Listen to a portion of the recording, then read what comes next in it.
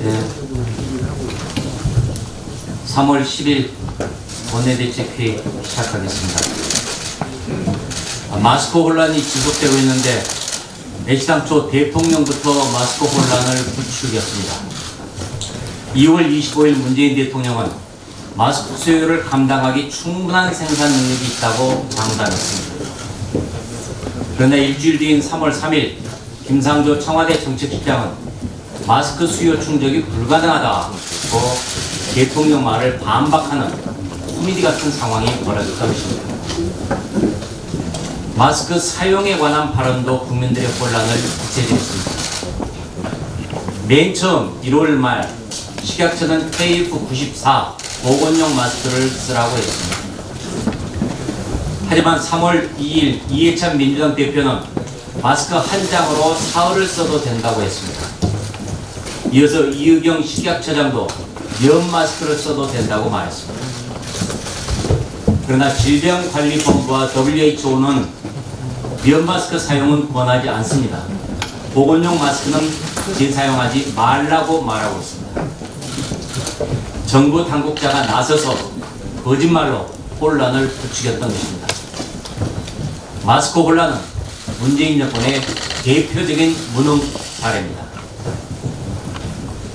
모든 국민에게 100만 원씩 퍼주자는 말이 재난기본소득이라는 명목으로 선동되고 있습니다. 이것은 한마디로 4.15 총선용 현금 살포입니다. 국가에서 퍼주는 돈은 결국 국민 세금에서 나옵니다. 그런 만큼 국가에서 1인당 100만 원씩 퍼주겠다는 것은 결국 국민 1인당 100만 원씩 부담시키겠다는 말이라고 해도 과언이 아닐 것입니다. 우리 세대가 내지 않으면 결국 우리 자녀들인 미래 세대가 갚아야 하는 돈입니다. 무려 51조 원이나 드는 막대한 돈을 코로나19 핑계를 대는 것입니다. 이른바 기본소득은 박원순 서울시장, 이재명 경기도지사, 김경수 경남지사 등 민주당 소속 광역단체장들이 떠벌리고 있는 포퓰리즘의 전형입니다. 표를 얻기 위해서라면 재정이고 뭐고 상관없이 현금을 살포하자는 것입니다. 기본소득 실험은 핀란드에서는 도입 1년 만에 폐기했습니다. 스위스에서는 국민투표로 부결됐습니다. 이미 실패가 입증된 것입니다. 국민 세금을 풀어 표를 도둑질하려는 시도는 꿈도 꿔서는 안 됩니다. 민주당이 비례연합정당에 참여할지 여부를 전 당원 투표로 결정하겠다고 말했습니다. 당원들의 뜻에 따랐다라는 명분을 세우기 위한 또 하나의 꼼수에 불과합니다. 민주당 이해찬 당대표는 미래통합당에 제1당을 내줄 수 없다고 했습니다. 이낙연 공동상임선대위원장도 비난은 잠시지만 책임은 4년 동안이라고 했습니다. 이것은 이미 전 당원에게 비례민주당 창당에 찬성 투표하라는 지침을 내린 것이나 다름없습니다. 선거법을 날치기 통과시키며 정치개혁이다, 소수정당에 대한 배려다 라고 외쳤던 사람들입니다. 공수처 통과라는 소기의 목적을 달성했으니 이제 2, 3, 4중 대화의 미략쯤이야 아무렇지도 않게 쓰레기통에 처박아도 된다는 말인 듯 합니다. 올해 초 민주당 지도부가 비례정당 창당에 대해 했던 말을 그대로 돌려드립니다. 이해찬 당대표는 1월 14일 국민의 투표권을 침해하고 정치를 장난으로 만든다고 했습니다. 1월 22일에는 명분이 없다고 했습니다. 이인영 원내대표는 1월 13일 날 위성정당 창당은 대행성 정치다라고 했습니다. 윤호중 사무총장은 1월 1일 날 비례민주당 만들면 비례당 만들면 국민의 매서운 심판을 받게 될 것이다 라고 했습니다. 민주당 사람들은 자신들이 만들면 정당 방위다 라고 억지 궤변을 늘어놓습니다. 우리 미래통합당이 하는 것은 골목상권 침투지만 자신들이 하는 것은 골목상권과의 연대라는 말도 되지 않은 억지를 부리고 있습니다. 민주당은 낯부끄러운 줄 아시기 바랍니다. 변명하신 우리 국민들은 4.15 총선에서 반드시 매서운 떼처리를 줄 것입니다. 북한이 어제 단거리 미사일 3발을 쐈습니다. 일주일 만에 또다시 도발했습니다. 청와대는 이번 북한 도발에 대해 강한 우려, 중단 촉구와 같은 표현은 빼고 한반도에서의 평화정착 노력에 도움이 되지 않는다고만 했습니다. 이 정권이 북한을 자극하지 않기 위해 눈치만 살피고 있는 것이 또 한 번 드러난 것입니다. 북한 김정은의 계획된 전략에 이 정권은 무기력하게 끌려다니고 있습니다. 지난 5일 유엔 안보리 유럽 5개국은 북한의 방사포 발사에 대해 규탄 성명을 발표했습니다. 그때도 이 정권은 남의 나라의 일처럼 방관하고 침묵했었습니다. 이 정권의 북한 짝사랑과 그로 인한 불종적인 태도는 북한의 무력 도발만 더욱 부추길 뿐입니다. 평화를 외친다고 해서 평화가 오는 것이 아닙니다. 상호 원칙에 입각한 당당한 대북 정책 추진을 다시 한번 촉구합니다. 최근 문체부가 우리 미래통합당 나경원 후보의 선거에 노골적으로 개입하는 반민주적 행태를 보이고 있습니다. 여당 소속 문체위원장과 몇몇 의원들이 집요하게 나 의원을 흠집내기 위해서 나 의원이 스페셜 올림픽 코리아 즉 SOK를 사유화했다는 의혹을 제기했습니다.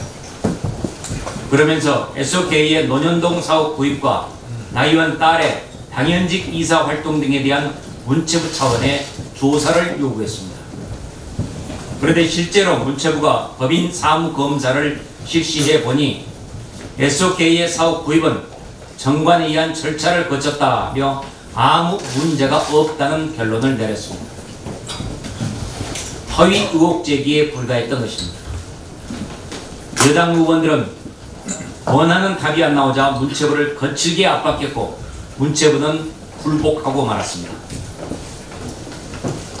법인 사무검사에서 가장 핵심적인 의혹 이슈인 사옥 관련 내용은 아예 빼버리고 결과랍시고 발표했던 것입니다.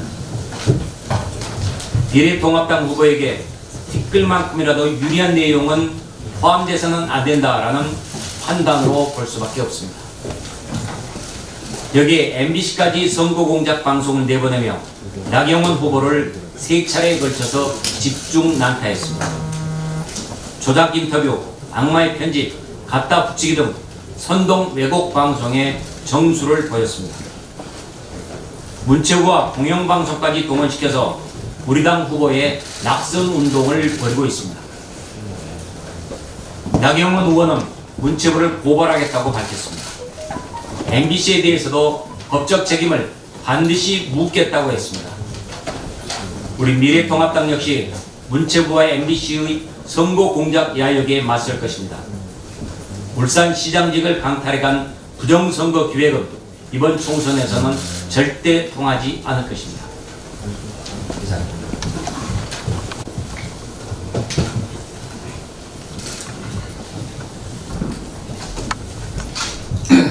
문재인 대통령은 어제 코로나19 방역의 모범 사례를 또 거론하면서 또다시 샴페인 뚜껑을 만졌습니다. 대통령은 현재 추세를 이어가서 신규 확진자 수를 더 줄이고 안전단계에 들어간다면 한국은 그야말로 코로나19 방역의 모범 사례로 평가받을 수 있다고 셀프 칭찬에 나섰습니다. 20일 전 자바구리 축제를 나누던 대통령의 파한대소가 떠오르는 때이른 자화자찬입니다. 환자를 위해 방역을 위해 고군분투하는 수많은 분들은 희생의 모범 사례로 기록되어야 마땅합니다. 그러나 방역 무능, 마스크 무능으로 국민을 고통 속에 빠뜨린 대통령이 자화자찬을 늘어놓기에는 국민이 넘어야 할 산이 너무 많습니다. 코로나19에 직격탄을 맞은 소상공인들의 긴급 안정자금 신청 건수가 5만 7천여 건을 넘겼습니다. 기업들은 산업계 전방위 피해 해결 방안을 정부에 호소하고 있습니다. 샴페인의 뚜껑을 매만지는 것조차 조심해야 할 시점이라는 의미입니다. 어제 하루 동안 쏟아진 마스크 관련 보도가 네이버 뉴스 등록 기준 1만여 건입니다. 매일매일 달라지는 정부의 마스크 정책에 국민들은 마스크 공포에 시달리고 있습니다. 마스크 오브제가 시행되면 안정될 것이라는 호언장담이 무색하게 여전히 마스크를 구하지 못하는 국민이 속출하고 있습니다. 마스크 2장을 구하기 위해 마스크 1장을 사용하여 대기해야 하는 현실이 서글프다고 할 것입니다. 정부의 방역 무능에 국민의 공포와 불편, 고통과 아픔은 이미 한계치에 다다랐습니다.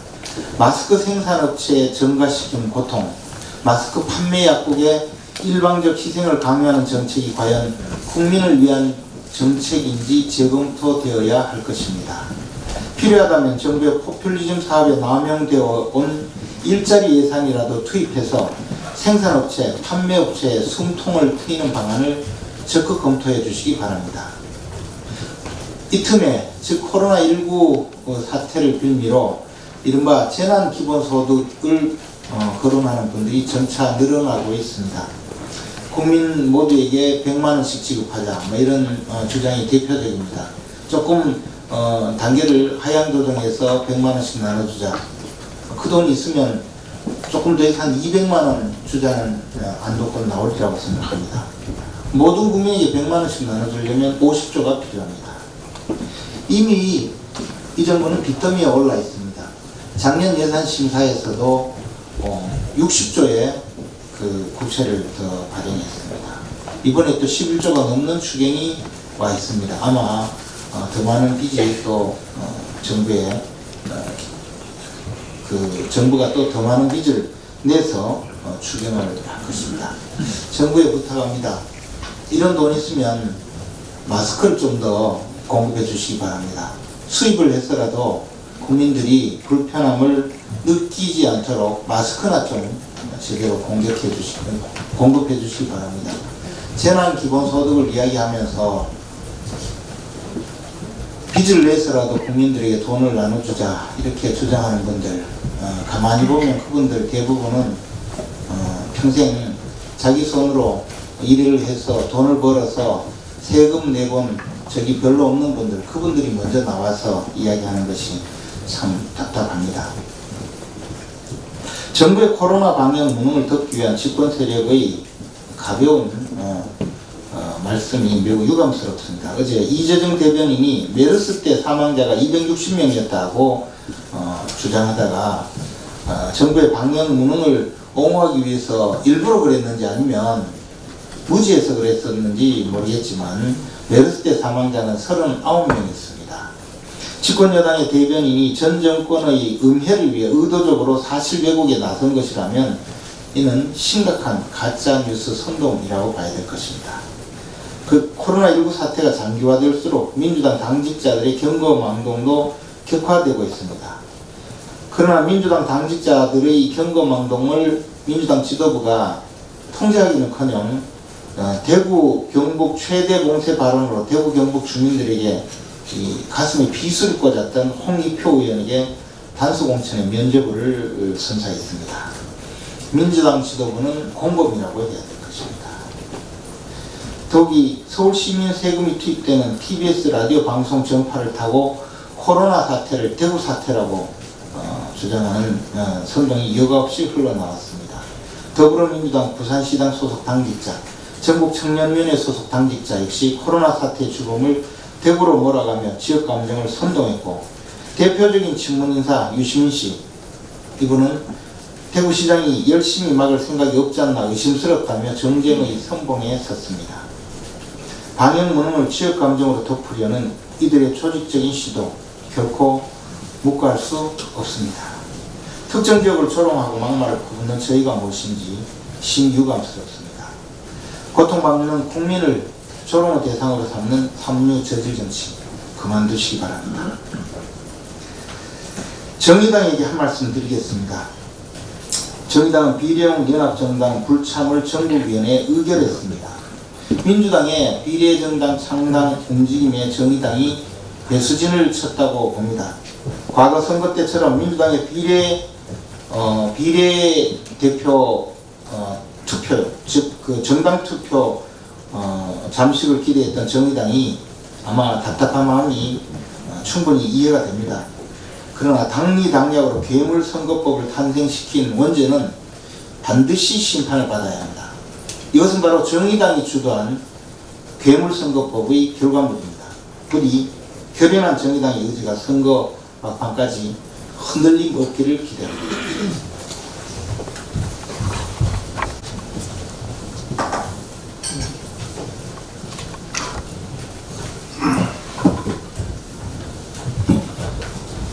중앙선거관리위원회 장악을 시도하는 민주당, 우리 미래통합당의 선관위원 합의를 준수하기 바랍니다. 중앙선거관리위원회 구인 중 정부 여당 측 추천 인사가 6인으로 이미 과반을 넘는 상황에 김정기, 김영호 선관위원 임기가 만료함에 따라서 민주당과 우리 미래통합당은 원내 수석 부대표 간 회담을 통해 김정기 후임은 민주당이 추천권을 갖지만 김영호 후임은 우리 미래통합당이 추천하면 민주당이 동의하기로 합의를 했습니다.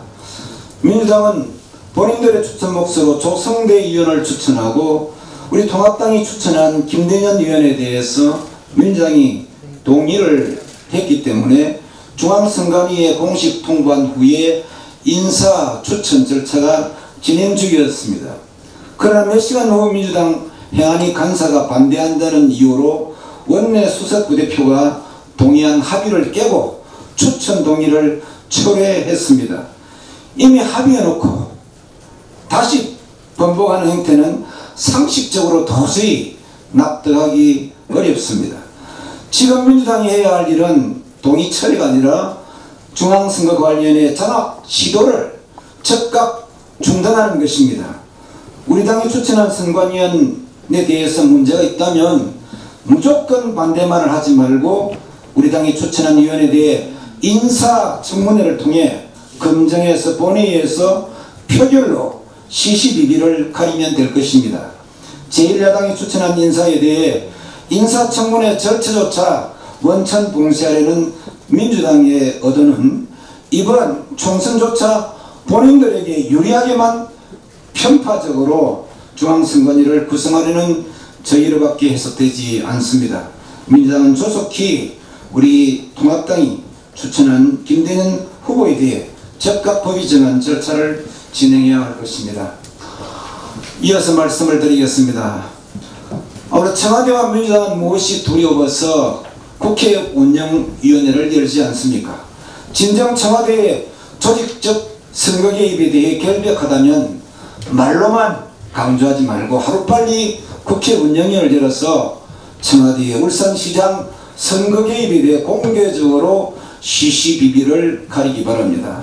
이번 코로나 사태에서 나타난 청와대의 현실 판단 부족, 정책 혼선, 위기관리 능력 부재 등에 대해 국민들에게 이해를 구하기 위해서라도 다른 상임위들처럼 국회 운영회를 열자고 하는데 민주당은 계속 핑계를 대며 일정을 잡지 않고 있습니다.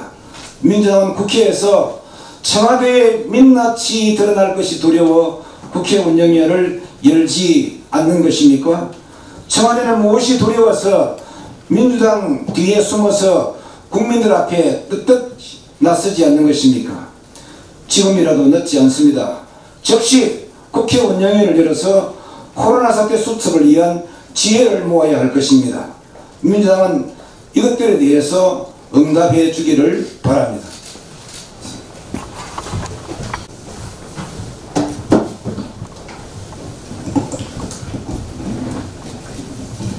예, 오늘도 우리 국민들은 마스크를 사기 위해서 긴 줄을 서고 있습니다. 그럼에도 불구하고 제대로 마스크를 살 수가 없습니다.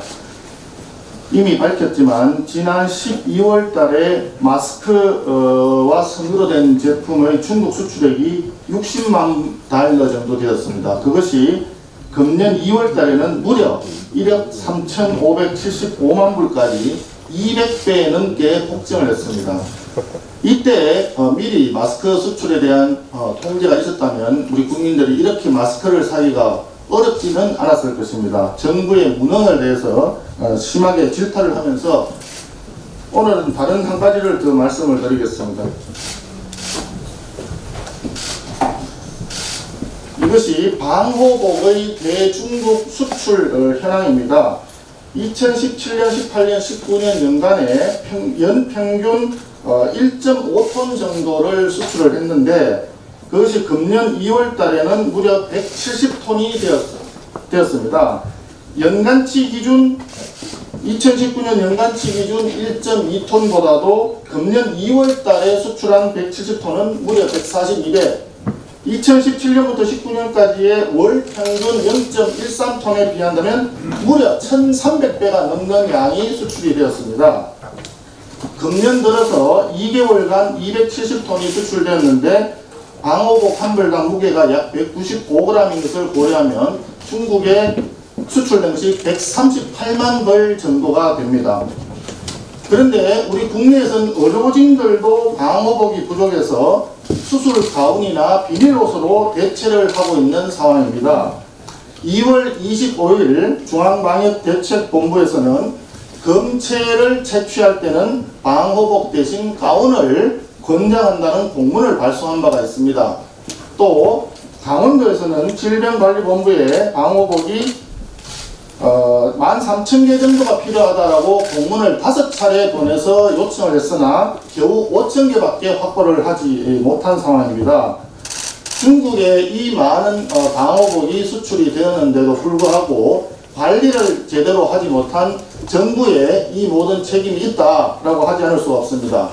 그러더니 급기야 중국이 거꾸로 우리나라에게 방호복 10,000벌을 지원할 수 있다라는 의사를 표시하자 외교부에서는 따뜻한 온정과 지지의 사의를 표명합니다라고 했습니다. 정말 국민들은 이 가슴 아픈 상황에서 어디 가서 눈물을 흘려야 될지도 모르는 상태입니다. 제발 정부에서는 정신을 차리고 의료 장비에 대한 관리를 제대로 해주시기 바랍니다. 이동형 음압기라든지 소독제라든지 기타 의료 장비를 즉각 조달청의 비축물자 그리고 산업자원부의 전략물자로 관리를 해야 된다고 생각을 합니다. 국제평화 및 안전, 국가안보, 기타 국가안전을 위해서는 전략물자로 지정해서 수출을 통제하고 관리할 수 있도록 되어 있습니다. 지금이라도 당장 정부의 의지만 있으면 시행을 할 수 있는 상황입니다. 정부는 바로 시행을 해주시기 바랍니다. 또 지금 상황이 매우 엄중하다라고 지난 2월 25일 문재인 대통령이 대구 방문을 했을 때 이렇게 얘기했습니다. 특별재난지역 선포만으로는 부족하다.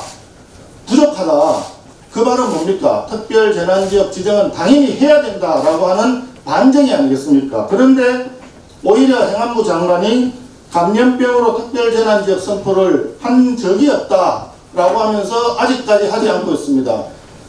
그렇죠. 감염병으로 특별재난지역 지정한 사례가 없다는 것은 맞을지 모릅니다. 그러면 이런 코로나19 소위 우한폐렴과 같이 이런 급속하게 번지는 감염병이 대한민국에 한 번이라도 있기나 했습니까? 어떤 사례를 가지고 그렇게 변명을 하면 안 됩니다. 정부의 무능을 다시 한번 질타하면서 즉각 특별재난지역 선포할 것을 강력히 촉구합니다. 이상입니다.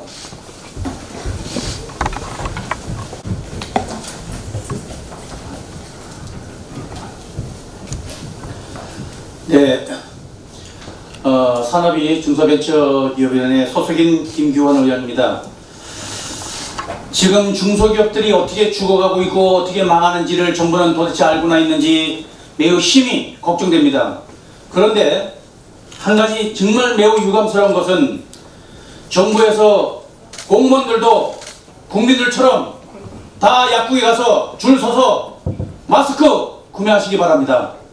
수십만 개씩 사재기해서 쌓아놓고 아직도 쓰지 않는 것들이 있는 거 확인했습니다.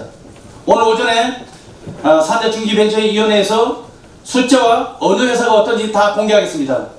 국민들은 마스크 한 개 사기 위해서 새벽부터 밤새도록 줄 서고 있는데 기관에서는 박스채로 쌓아놓고 쓴다는 사실에 분통이 터질 수밖에 없습니다. 서원석 의원님 말씀을 이어서 조금 더 말씀드리겠습니다. 재난지역이라는 것은 국민의 생명과 연관되어 있는 것입니다. 산불이 났다든지 홍수가 났다든지 집이 무너졌다든지 그런 문제는 그걸 재난지역으로 선포할 수 있지만 사람이 생명이 지금 목숨을 잃고 있는데 어떻게 재난지역을 선포를 안 합니까? 특히 대구 지역에는 길거리에 나가 보는 사람들이 없습니다. 그게 바로 재난이 아니고 무엇이겠습니까? 빨리 신속하게 재난지역에 선포를 하시기 바랍니다. 특히 행안부 장관께서 재난지역 선포가 어렵다면 대구 지역에 가서 가족들이 다 집을 구매해서 거기서 사시기 바랍니다. 그러면 얼마나 위험한지, 얼마나 어려운지, 얼마나 그쪽이 정말로 재난지역인지 똑똑히 아실 겁니다. 이상입니다.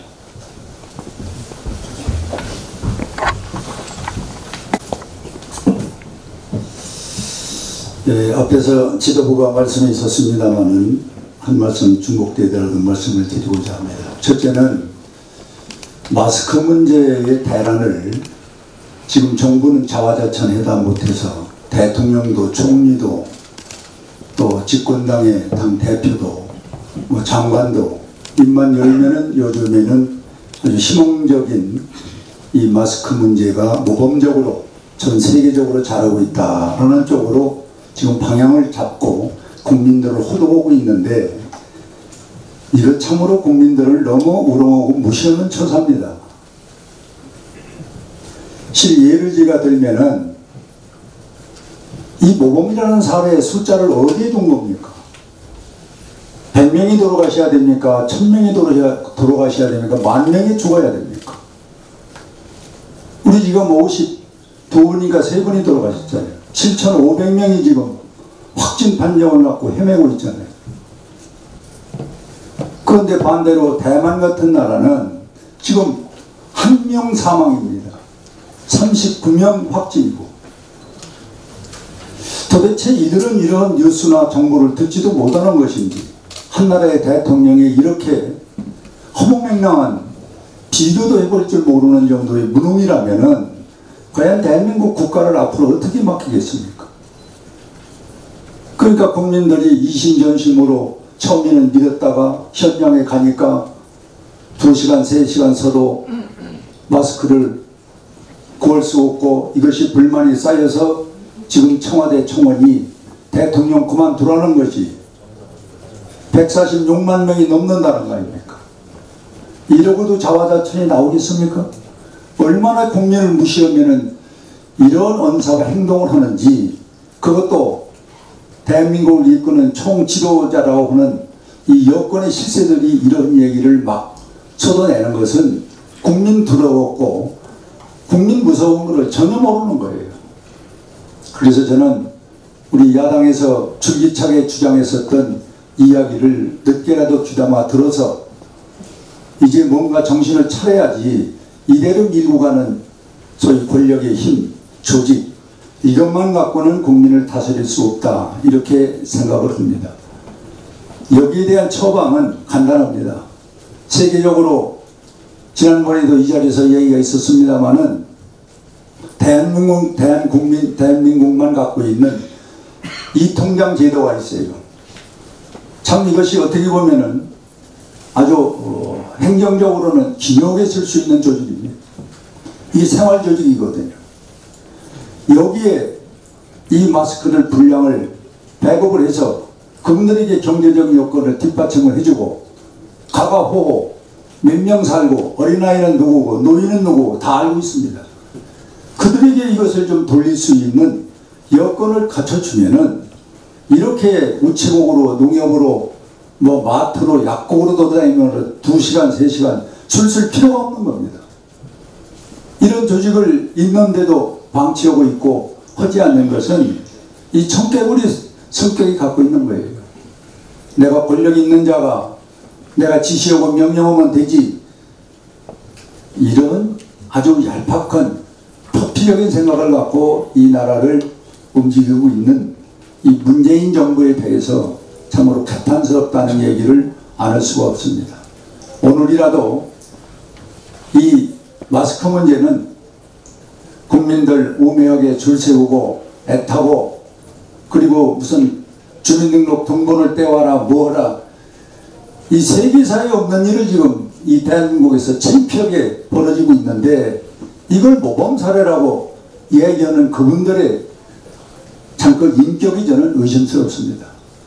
오늘이라도 당장 전국의 거미줄처럼 생활조직으로 되어 있는 그 동네와 통반을 잘 알고 있는 이 통장 그분들에게 이 경제적인 여건을 충분히 갖춰주고 한 집도 빼놓지 말고 호호방문 찾아가서 전해주라고 그러면은 얼마나 시간도 낭비하고 편하고 효율적입니까?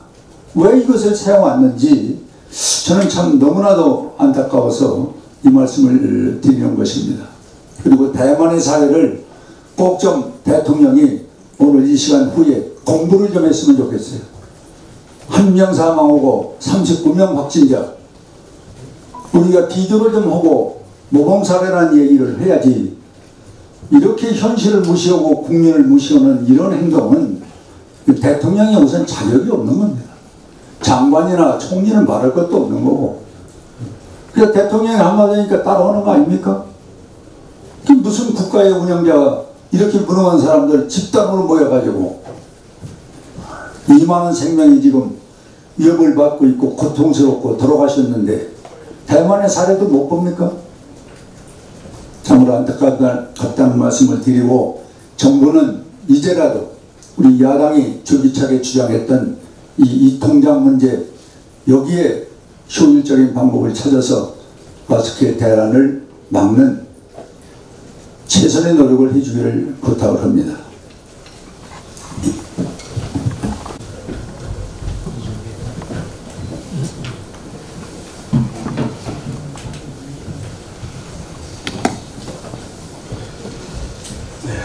추경과 관련해서 주요한 몇 가지 말씀드리겠습니다. 먼저 우리 미래통합당은 추경의 조속한 처리를 위해서 적극적으로 협력할 것임을 다시 한번 말씀을 드립니다. 추경은 사회 재난인 우한 코로나19의 조기 종식과 예방을 위한 것입니다. 그럼에도 추경을 살펴보면 코로나 종식 이후 시행될 사업에 집중된 주객이 전도된 추경입니다. 종식을 위한 추경 예산은 800억, 0.7%에 불과하고 그마저도 상당 부분이 종식 이후에 완결될 사업들입니다. 우선 국민들께 불편을 드리고 있는 마스크 공급 사업은 추경에 담지도 못했습니다. 대만의 예를 반면교사로 삼아야 할 것입니다. 현재보다 생산량을 2배 정도 늘려서 1일 2천만 개 생산 그리고 개당 500원 정도의 공급할 실질적인 방안을 정부 측에서 이번 추경에서 제시를 해야 됩니다. 이외에도 이번 추경 과정에서 임시병상 문제, 진료, 의료 장비 등에 대해서도 국민들께 답을 드려야 될 것입니다. 그리고 당장 아이들을 마음 놓고 맡길 수 없는 아이 돌봄 대책도 마련돼야 할 것입니다.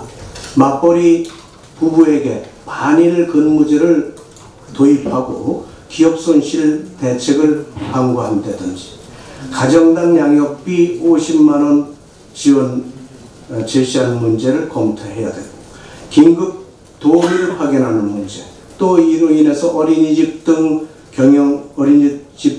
문제가 되는데 경영 안정 자금을 보조하는 하는 문제들도 추경에서 충분히 검토되어야 할 것입니다. 또 이번 추경은 재난 및 안전관리 기본법상 사회 재난에 대한 대책을 위해서 편성한 것입니다. 그럼에도 정작 대구 경북 지역은 동법 60조에 명시된 특별 재난지역으로 선포되지 않은 채 추경이 편성된 이런 모순된 행태를 정부에서는 보이고 있습니다. 동법 58조에 따른 재난 피해 조사 또 61조에 따른 피해 보상에서 국가 책임을 회피하려는 의도가 아닌지 의심하지 않을 수가 없습니다. 대구 경북 지역의 확진자가 90% 이상이고 지역 전체가 코로나로 인해서 준전시나 다름없는 그런 상태임에도 불구하고 이번 추경 예산에선 고작 5.6%인 6,200억밖에 편성되지 않았습니다. 그마저 사회재난임에도 불구하고 추경에는 의료기관을 제외하고는 소상공인 중소기업에게는 한 푼의 피해보상 대책비가 없습니다. 가산금리가 붙은 2.6% 정도의 대출 융자를 받아서 빚내서 버티도록 한 것뿐입니다. 따라서 대구와 경북 지역의 피해 규모가 큰 청도, 경산 등지를 특별 재난 지역으로 즉시 선포해야 됩니다. 또 이를 근거로 해서 피해 조사와 적절한 피해 지원을 위해 최소한 1조 원 이상 이번 추경에 반영돼야 할 것이라고 생각됩니다. 이상. 예, 곽상도 의원입니다. 이 대한민국을 코로나 실험장으로 만들어 놓은 정부가 방역 모범 사례라고 하니 정말 낯뜨겁기를 말할 수 없습니다. 국민 54명이 코로나로 사망했고 일상생활이 지금 불가능해서 생업도 통상적인 활동도 못해서 대구 시민들은 생지옥이라고 표현합니다. 견디기 어려울 정도의 생지옥으로 만들어 놓고서 방역 모범 사례라고 자화자찬하는 이 사람들의 정신 상태가 의문스럽습니다. 어떤 게 방역 모범 사례인지 보면은 대만이 눈에 두드러지게 나오지 않습니까? 이게 지금 사망자가 1명밖에 없고 확진자도 45명에 불과합니다. 이 확진자가 이렇게 적으니까 병실 파동도 없습니다. 우리 국민들은 지금도 생활치료시설에 못 들어가고 대기하고 있는 분이 대구 시민 가운데 아직도 35 내지 40%가 병실에 못 들어가고 있습니다. 마스크 문제도 마찬가지입니다. 대만의 경우는 공적 판매제를 2월 6일부터 도입해서 정부가 매입가 그대로 소비자에게 공급하고 있습니다. 우한 공항이 봉쇄된 다음 날인 1월 24일 마스크 수출 금지 조치 발동하고 마스크를 1인 일주일에 2장 장당 200원씩 구매 대책을 내놓았다고 합니다. 동시에 이번 추경에는 우리는 이런 방안도 없습니다만 대만은 정부가 직접 마스크 제조기 90대 구입해서 민간 공장에 기증해서 생산 설비를 확충했다고 합니다. 390만 개 하루 수준이든 생산 수준이든 마스크 생산량이 820만 개로 늘고 4월부터는 1200만 개가 된다고 합니다. 정부의 이런 대처 때문에 그 1인당 주당 마스크 구매 수량도 5일부터는 한 장씩 더 늘어난다고 합니다. 우리 정부는 이 마스크 공급과 관련해서도 국민들은 그 목이 빠지라 이렇게 마스크를 구하려고 지금 노력하는데 이 와중에도 특정 업체에 독점 공급권을 주고 이 업체를 통해서만 공급이 가능하도록 만들어 국민들의 불편을 아랑곳하지 않고 있습니다. 이 와중에도 특정 업체는 하루에 마진이 5억에서 10억 사이 정도 지금 마진을 보고 있다고 하는 마진을 보고 있습니다. 정부가 대만처럼 마스크도 매입가 그대로 소비자에게 공급하는 이런 유통 체계를 얼마든지 만들 수 있습니다. 아까 통장 이장제를 활용한다든가 주민센터를 활용해서 공급한다든가 하면은 정부가 매입하는 매입가 그대로 국민들에게 공급할 수 있음에도 이 독점 공급권을 특정 업체에 주고 특혜 시비를 불러일으키는지 이해할 수 없습니다.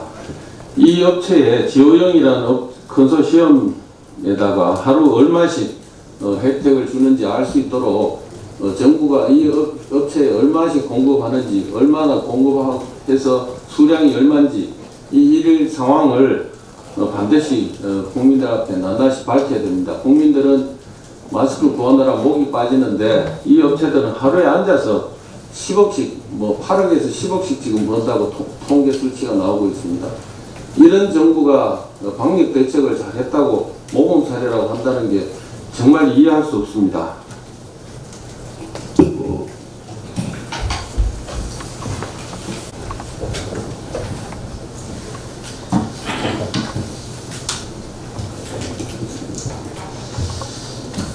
예, 이번 우한 코로나19와 관련해서 정부의 어설픈 대응이 연일 국민들을 분노케 하고 있습니다. 마스크 대응 애초부터 솔직하게 현실을 인정하고 밝힐 건 밝히고 국민들에게 협조를 구할 건 구하면서 대응을 해야 됩니다.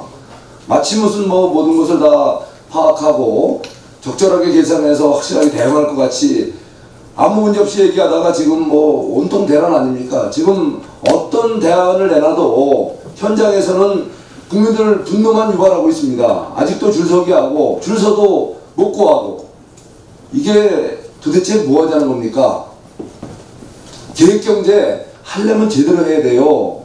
분명히 이번 마스크 공급, 마스크 시장은 완벽한 시장 실패 현상입니다.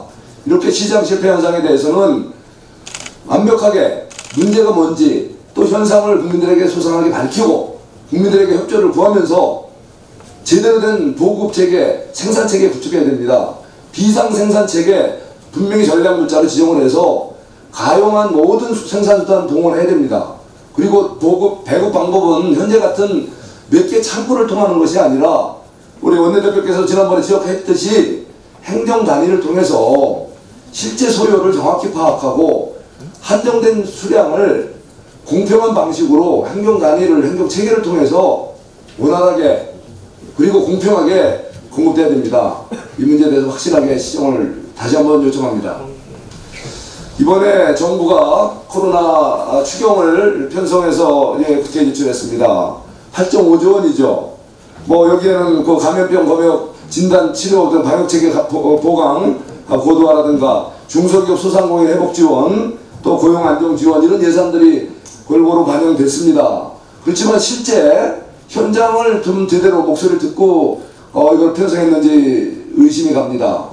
제가 우리 사무실로 지역 사무실로 지역에 법인 택시 종사자들이 찾아오셨습니다. 이분들이 그야말로 열심히 일해서 나중에 개인 택시 하나 받으려고 손해를 보면서도 어떤 어려운 속에서도 지금 묵묵히 국민의 발을 역할을 하고 있습니다. 지금 가장 이 감염에 취약한 누가 언제 어떻게 탈지 그 험악한 환경에서도 시민들의 발이 되기 위해서 묵묵히 일하는 이 택시 종사자들 이분들이 요즘 벌어들이는 돈이 산학금에도 현저하게 부족하다고 합니다. 그러니 이분들은 일당을 버는 거는 고사하고 산학금 채우기 위해서 그동안 벌어놓은 돈 그것도 다 떨어져서 이웃들의 돈을 빌려서 지금 빚을 지면서 생계를 유지하고 있다고 합니다. 물론 많은 이런 중소자영업자들이 임대료도 못 내면서 전기세도 못 내면서 문을 열고 있는 형편입니다. 그런 분들에 대해서 과감한 지원 필요합니다. 그렇지만 특히 그 택시업계 종사자들 그 위험 속에서도 시민들이 발을 역할하고 있는 이분들의 현실 이번 예산에 반영이 안 된 것 같습니다. 국토부를 통해서 확인을 해보니까 이분들에게 현실적으로 절실하게 요구되는 택시 영업손실 지원 1,513억 원 문제 제기를 해서 재정당국에 요청을 했는데 이번에 추경에 제대로 반영이 안 됐다고 합니다. 자, 우리 막연한 지원 이런 것보다도 현실적으로 나타나고 있는 구체적인 그 피해 그런 계층에 대한 지원 이번 추경에 반드시 반영시켜 주기 바랍니다. 우리 당에서도 이런 현장에서 절실히 요구되는 현상에 대해서 보다 많이 이 재원이 한정된 재원이 배분될 수 있도록 이번에 추경에 적극 참여하도록 하겠습니다. 이상입니다.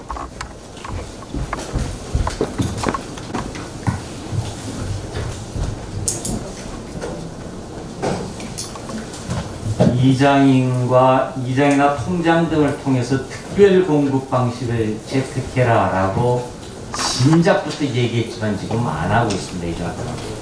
또 대구의 엑스코 같은 이 체육관에다가 침대 칸막이만 집어넣으면 즉각 확진자들을 집중 관리할 수가 있습니다. 현재 자가격리한 확진자만 1,600명이 넘습니다. 치료병상을 어떤 식으로든지 자가격리가 아니라 빨리 만들어라. 체육관에 침대만 칸막이만 넣으면 된다라고 얘기했는데도 안 하고 있습니다. 옳은 소리인데도 상대 정당이 하니까 선거 앞두고 일부러 안 하는 것 같습니다. 놀부심보가 아니고 뭐겠습니까? 국민의 생명과 안전을 지키는데 왜 그리 놀부심보만 부리는지 국민들이 그야말로 속을 다 훤하게 보고 있습니다. 정부 당국 즉각 태도 좀 바꾸십시오. 예, 비공개로 하겠습니다.